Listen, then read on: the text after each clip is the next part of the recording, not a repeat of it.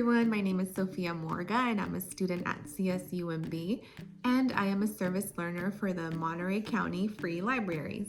With spring right around the corner, I thought it would be a good idea to make something for Easter. I thought about these cute little Easter bunny puppets. They're super easy to make and you only need a paper bag, one of these lunch bags, like this one, then some cotton balls, some crayons, glue, and scissors. So I thought it would be a great idea to have my daughter, Emma, help me out with this fun little cute project.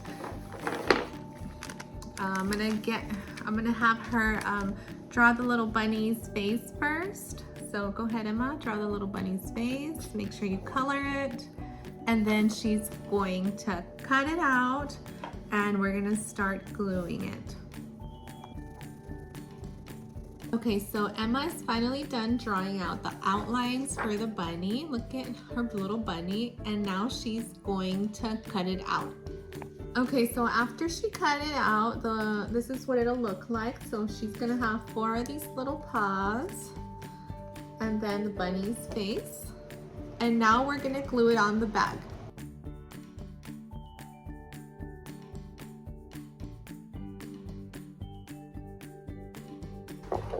Okay, she is done gluing all the little paws on the bag and the little head right here. And now for the fun part, we're gonna take a cotton ball. Here, I'm gonna take a cotton ball and we're gonna fluff it out, okay?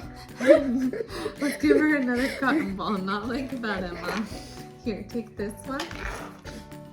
And then we're gonna fluff it out like this so it's not too round. Okay, let me see your little tail. Okay, and now we're gonna glue it to the back of the bag. So the easiest way to glue the cotton ball would be to put glue on the bag like this. And then you glue the little cotton tail. All right, let's see if it falls out.